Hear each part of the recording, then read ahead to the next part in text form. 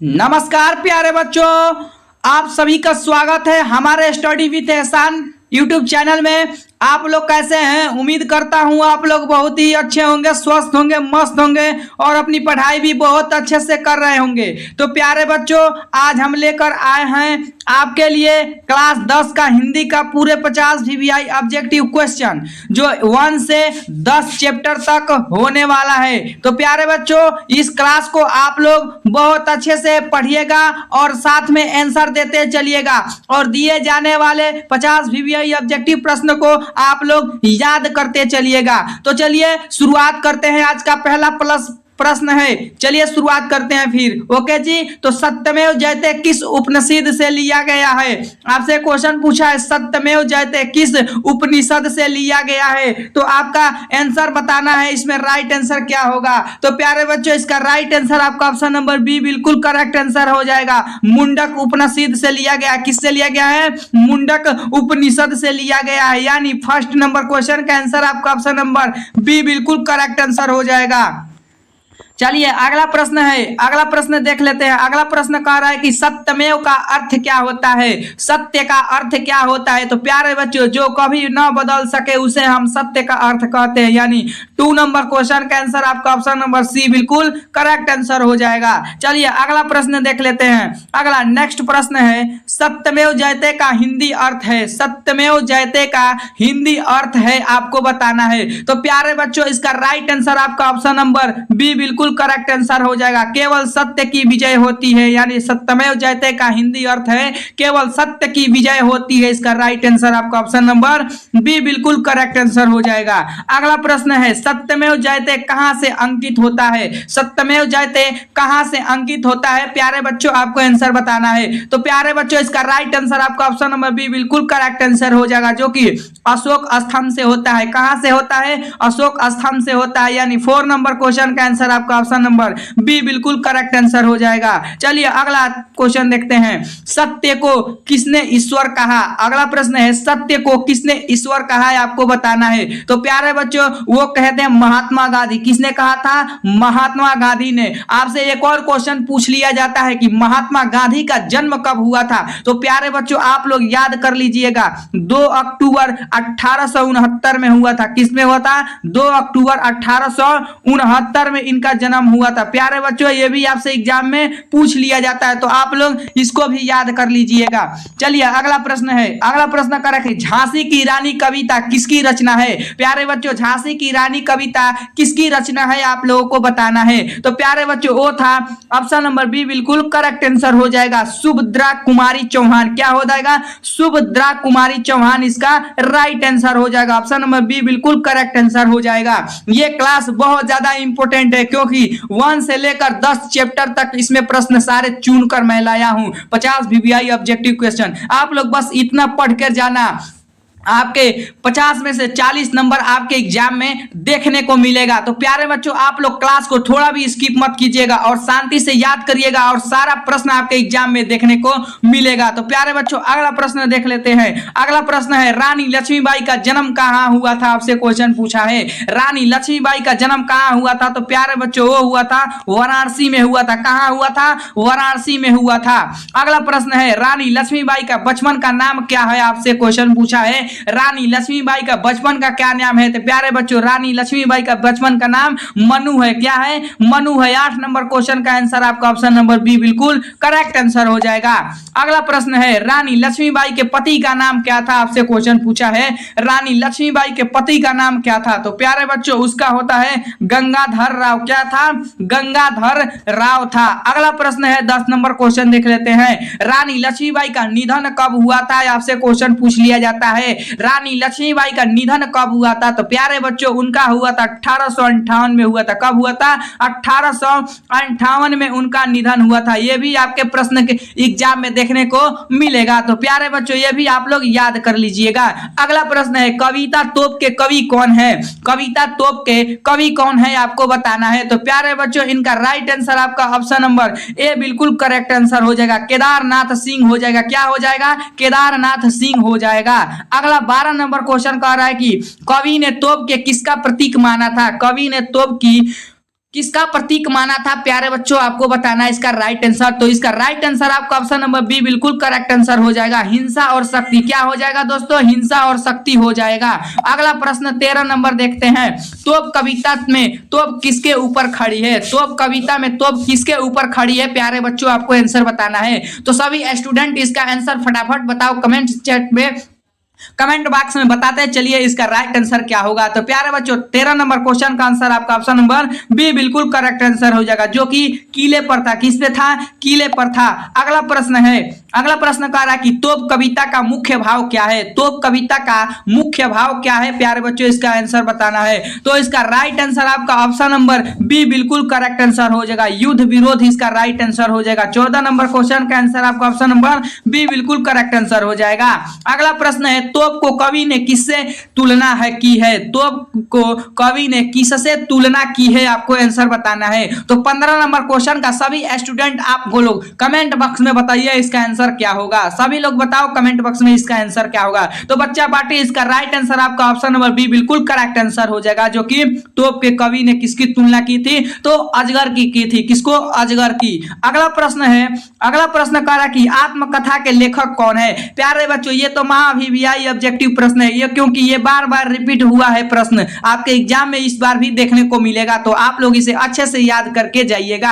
आत्मकथा के लेखक कौन है आपको बताना है। तो प्यारे बच्चों वो थे नेहरू जी। कौन थे, नेहरू जी थे। कौन थे, नेहरू जी। अगला प्रश्न है, नेहरू जी ने आत्मकथा कहां लिखी थी, आपसे यह भी प्रश्न पूछ लिया जाता है। नेहरू जी ने आत्मकथा कहां लिखी थी। तो प्यारे बच्चों उसने लिखे थे अहमदाबाद, अहमदनगर जेल में। किसमें, अहमदनगर जेल में लिखे थे। नेहरू जी ने आत्मकथा कहां लिखा था, अहमदनगर जेल में लिखे थे। तो अगला प्रश्न है 18 नंबर क्वेश्चन का रहा कि आत्मकथा किस प्रकार की रचना है प्यारे बच्चों, आत्मकथा किस प्रकार की रचना है आपको बताना है। तो प्यारे बच्चों वो होता है आत्मकथा, वो होता है आत्मकथात्मक ग्रंथ होता है, यानी ऑप्शन नंबर डी बिल्कुल करेक्ट आंसर हो जाएगा। अगला प्रश्न है 19 नंबर क्वेश्चन का रहा कि नेहरू जी को भारत का क्या कहा जाता है। नेहरू जी को भारत का क्या कहा जाता है प्यारे बच्चों, ये तो आपके एग्जाम में हर बार देखने को मिलता है। तो आधुनिक भारत का निर्माता कहा जाता है। क्या कहा जाता है, आधुनिक भारत का निर्माता इन्हें भी कहा जाता है।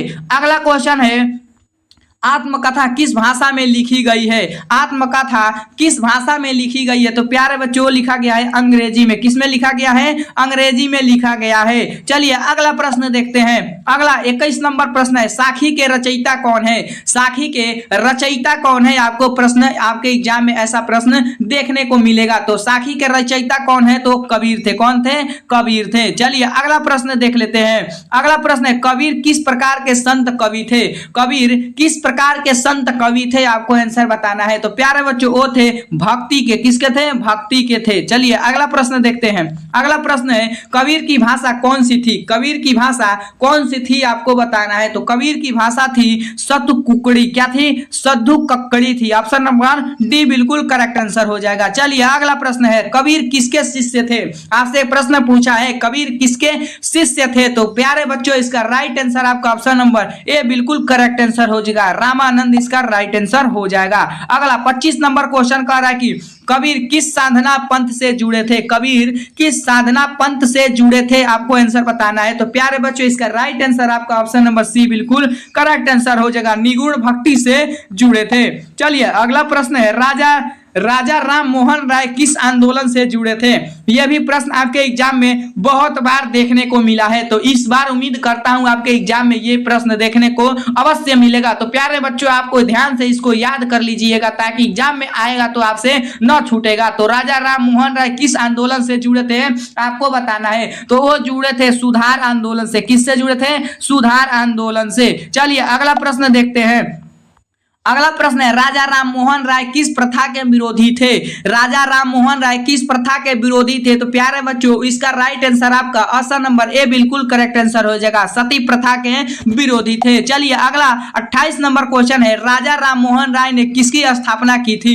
राजा राम मोहन राय ने किसकी स्थापना की थी। तो उसने किए थे ब्रह्म समाज का। किसका, ब्रह्म समाज का किए थे। ऑप्शन नंबर बी बिल्कुल करेक्ट आंसर हो जाएगा। चलिए नेक्स्ट प्रश्न है। नेक्स्ट प्रश्न है आपके फोन के स्क्रीन पर, राजा राम मोहन राय की को किस नाम से जाना जाता है? राजा राम मोहन राय को किस नाम से जाना जाता है? तो प्यारे बच्चों, उनको आधुनिक भारत का जनक के नाम से जाना जाता है। ये प्रश्न आपके एग्जाम में बहुत बार रिपीट हुआ, तो इस प्रश्न को आप लोग नोट कर लीजिएगा। चलिए अगला प्रश्न है, राजा राम मोहन राय किस भाषा के विद्वान थे? आपसे प्रश्न पूछा है, राजा राम मोहन राय के किस भाषा के विद्वान थे? तो प्यारे बच्चों, वो थे ऑप्शन नंबर अंग्रेजी और संस्कृत दोनों के थे। तो ऑप्शन नंबर सी बिल्कुल करेक्ट आंसर हो जाएगा। हमने ये 50 वीवीआई ऑब्जेक्टिव क्वेश्चन चुन कर लिया हूं जो 1 से 10 चैप्टर में आता है, तो वहां से बस आप लोग इतना पढ़कर जाइएगा तो आपके एग्जाम में यहां से बहुत सारा प्रश्न देखने को मिलेगा। 100% मैं उम्मीद करता हूं यहां से प्रश्न आपके एग्जाम में देखने को मिलेगा। तो चलिए अगला प्रश्न है, सूरदास किस भक्ति धारा से संबंधित थे? सूरदास किस भक्ति धारा से संबंधित थे? तो आपको बताना इसका राइट आंसर क्या होगा। तो वो थे संगुण भक्ति से। किसके? संगुण भक्ति से। ऑप्शन नंबर ए बिल्कुल करेक्ट आंसर हो जाएगा। अगला प्रश्न है, सूरदास की प्रमुख रचना कौन सी है? सूरदास की प्रमुख रचना कौन सी है आपको बताना है। तो सूरदास की प्रमुख रचना सूर सागर है। क्या है? सूर सागर है। ऑप्शन नंबर बी बिल्कुल करेक्ट आंसर हो जाएगा। अगला प्रश्न देखते हैं प्यारे बच्चों। अगला प्रश्न है, सूरदास किसके भक्त थे? सूरदास किसके भक्त थे आपको बताना। यह भी प्रश्न आपके एग्जाम में देखने को मिलेगा क्योंकि यह भी बहुत इंपॉर्टेंट प्रश्न है। सूरदास किसके भक्त थे आपको क्वेश्चन का आंसर बताना है। तो प्यारे बच्चों, वो थे कृष्ण के थे। किसके थे? कृष्ण जी की थे। अगला प्रश्न है, सूरदास किस युग के कवि थे? सूरदास किस युग के कवि थे आपको बताना है। तो सूरदास वो भक्त युग के कवि थे। किसको? भक्ति युग के कवि थे। चलिए अगला प्रश्न है, सूरदास को क्या कहा जाता था? सूरदास को क्या कहा जाता था आपको बताना है। प्रश्न क्या कह रहा है, सूरदास को क्या कहा जाता है, तो आपको आंसर बताना है। तो प्यारे बच्चों, सूरदास को हम उपरोक्त सभी कहते हैं। क्या कहते हैं? अंधे कवि, सूर, सुवर्णी, भक्त कवि, तीनों कहते थे। यानी 35 नंबर क्वेश्चन का आंसर आपका ऑप्शन नंबर डी बिल्कुल करेक्ट आंसर हो जाएगा। रहीम किसके दरबारी कवि थे? ऑप्शन क्वेश्चन पूछा है, रहीम किसके दरबारी कवि थे आपको आंसर बताना है। तो प्यारे बच्चों, इसका राइट आंसर क्या होगा आपको बताना है। तो वो अकबर के कवि थे। किसके थे? अकबर के कवि थे। चलिए अगला प्रश्न है, रहीम का पूरा नाम क्या था? रहीम का पूरा नाम क्या था आपको बताना है। तो उसका नाम था अब्दुल रहीम खान खाना। क्या था? अब्दुल रहीम खान खाना था। ऑप्शन नंबर ए बिल्कुल करेक्ट आंसर हो जाएगा। चलिए अगला प्रश्न है, रहीम किस प्रकार की रचनाओं के लिए प्रसिद्ध है? निम्नलिखित में से रहीम किस प्रकार की रचनाओं के लिए प्रसिद्ध है आपको बताना है। तो 38 नंबर क्वेश्चन का आंसर आपका ऑप्शन नंबर बी बिल्कुल करेक्ट आंसर हो जाएगा। जो रहीम किस प्रकार की रचना के लिए प्रसिद्ध थे, तो दोहे की रचनाएं के लिए प्रसिद्ध थे। चलिए अगला प्रश्न है, रहीम किस भाषा के मुख्यतः कौन सी थी? रहीम की भाषा मुख्यतः कौन सी थी आपको बताना है। तो प्यारे बच्चों, 39 नंबर क्वेश्चन का आंसर आपका ऑप्शन नंबर ए बिल्कुल करेक्ट आंसर हो जाएगा। चलिए अगला प्रश्न है, रहीम का जन्म किस वर्ष हुआ था आपको बताना है। रहीम का जन्म किस वर्ष हुआ था आपको बताना है। तो प्यारे बच्चों, 1558 ईस्वी में रहीम का जन्म कब हुआ था? 1558 ईस्वी में हुआ था। आपको यह भी याद कर लेना है। चलिए अगला प्रश्न है, 41 नंबर प्रश्न है, पुष्प की अभिलाषा कविता किसकी है? निम्नलिखित में से पुष्प की अभिलाषा की कविता किसकी है आपको बताना है। तो 41 नंबर क्वेश्चन का आंसर आपका ऑप्शन नंबर सी बिल्कुल करेक्ट आंसर हो जाएगा। माखनलाल चतुर्वेदी हो जाएगा इसका राइट आंसर। अगला प्रश्न कह रहा है कि कवि पुष्प के माध्यम से किस भावनाओं के व्यक्त करता था। तो देशभक्ति की थी। किसकी? देशभक्ति की थी। अगला प्रश्न कह रहा है कि पुष्प की अभिलाषा का मुख्य संदेश क्या है। पुष्प की अभिलाषा का मुख्य संदेश क्या है प्यारे बच्चों, इसका राइट आंसर बताना है। सभी लोग स्टूडेंट कमेंट सेक्शन में आंसर बताओ, इसका राइट आंसर क्या होगा। था आप लोग मैं देखना चाहता हूं कौन कौन आंसर बता रहा है, इसका राइट आंसर क्या होगा। 43 नंबर क्वेश्चन का आंसर सभी लोग फटाफट आंसर दीजिए। सभी स्टूडेंट इसका राइट आंसर बताइए क्या होगा। तो प्यारे बच्चों, 43 नंबर क्वेश्चन का आंसर आपका ऑप्शन नंबर बी बिल्कुल करेक्ट आंसर हो जाएगा। मातृभूमि की सेवा, इसका right answer option number B बिल्कुल करेक्ट आंसर हो जाएगा। चलिए अगला प्रश्न कह रहा है कि यह कविता किस युग की है। यह कविता किस युग की है, तो आपको आंसर बताना है। 44 नंबर क्वेश्चन का आंसर आपका ऑप्शन नंबर सी बिल्कुल करेक्ट आंसर हो जाएगा, जो कि आधुनिक कविता के युग है। अगला प्रश्न है, अगला प्रश्न कह रहा है कि मक्खनलाल चतुर्वेदी को किस उपाधि से सम्मानित किया गया था। मक्खनलाल चतुर्वेदी को किस उपाधि से सम्मानित किया गया था? तो प्यारे बच्चों, उनको किया गया था राष्ट्र कवि के, किनके? राष्ट्र कवि के से उपाधि के लिए सम्मानित किया गया था। चलिए अगला प्रश्न है, अगला प्रश्न कह रहा है कि कामायनी किसकी रचना है? कामायनी किसकी रचना है? तो वो थे जयशंकर प्रसाद की। किसकी? जयशंकर प्रसाद की रचना है। ऑप्शन नंबर बी बिल्कुल करेक्ट आंसर हो जाएगा। चलिए अगला प्रश्न है, कामायनी किस प्रकार की कृति है? आपसे क्वेश्चन पूछा है कामायनी किस प्रकार की कवि कृति है? तो प्यारे बच्चों, उसका राइट आंसर आपका ऑप्शन नंबर सी बिल्कुल करेक्ट आंसर हो जाएगा, जो कि महाकाव्य है। क्या है? महाकाव्य है। अगला प्रश्न है, कामायनी में कितने सर्ग हैं? ऑप्शन है कामायनी में कितने सर्ग हैं, आपसे प्रश्न पूछा है। तो प्यारे बच्चों, इसका राइट आंसर आपको बताना है। तो वो थे कामायनी में कितने सर्ग थे? तो 21 थे। कितने थे? 21 थे। आपसे ये नहीं पूछा जाता है कि कौन कौन थे, बस यही पूछ लिया जाता है कामायनी में कितने सर्ग थे। तो आपको याद कर लेना है, आपको लगा कर आना है कितने थे?